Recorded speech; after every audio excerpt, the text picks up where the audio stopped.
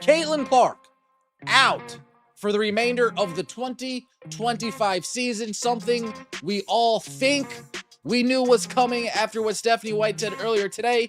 We couldn't be too sure until we see it for ourselves. And with this announcement from the GOAT's mouth herself, Caitlin Clark won't be returning this season, nor if the Indiana Fever make the play. Tell the truth. The WNBA just let the air out of its biggest balloon, and everyone heard the hiss. Caitlin Clark is out for the rest of the 2025 season. Yes, officially, even if the Indiana Fever sneak into the playoffs. And the reaction across the sport isn't just sadness, it's suspicion. The folks that cover the NBA, these people that play in the NBA, these people that cover the NBA, there, I said these people, all of you, black, white, green, purple, why don't you understand a very simple thing? Her game is dynamic. Like Diana Taurasi was like a jackass to Caitlin Clark. Why? Her game is what people are drawn to. And then you go to the personality. Her game is different than any WNBA woman ever. And she wins, and she shoots from deep. It's no different than Steph Curry. How many times? Fans aren't just asking, how long is she out? They're asking a scarier question. Do I still trust this league? Because tonight is bigger than an injury update. It's bigger than a depth chart.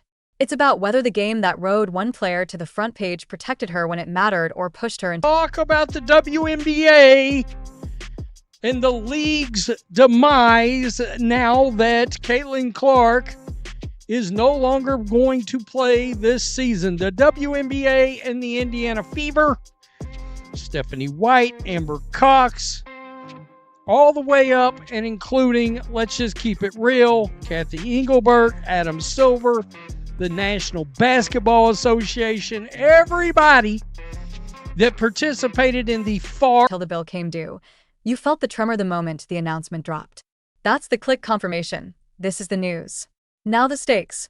When the one player who turned road games into events, who made casuals learn time zones, who had dads texting their daughters. I say this every day, and every day I got to deal with somebody else dumb in the media. Caitlin Clark's game resonates because she's got flair, she's got flash, she's got style.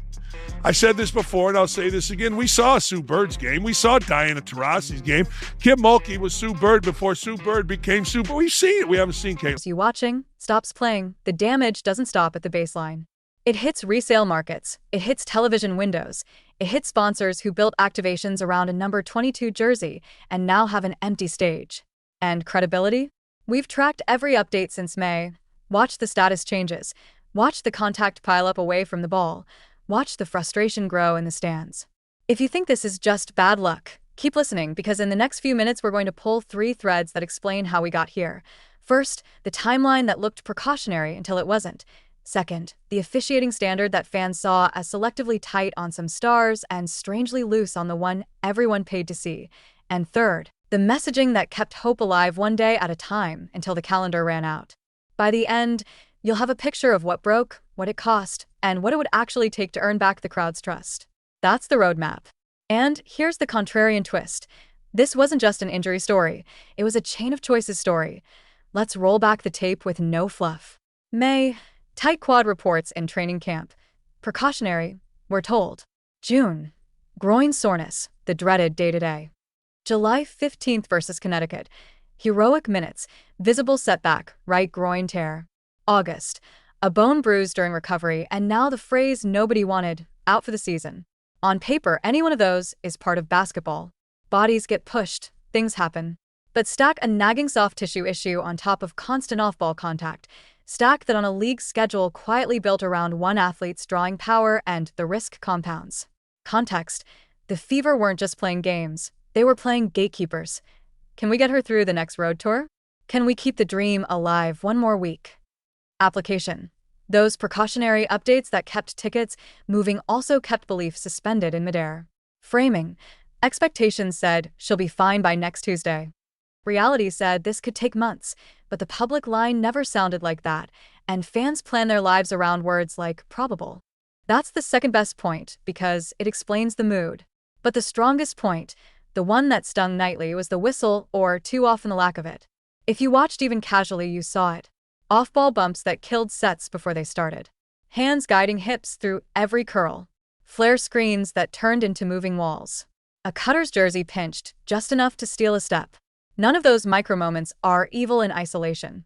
Physical defense is part of the game. The problem was consistency. Fans watched other stars, elite bigs, household names, get continuation here, side out there, 2 free throws on similar contact, while Clark 8 hits that felt like play on. Over weeks, the eye test hardened into a belief. The standard wasn't just tight, it was selectively tight. That's not a stat sheet argument. That's a trust argument. Context. The league surged because her style, transition pull-ups from way beyond the arc, 40-foot skip passes that turn a crowded paint into a floodplain, invited a new audience. Application. When the whistle tells that audience, this is a rugby scrum and you're gonna like it, they don't blame defense, they blame inconsistency. Framing.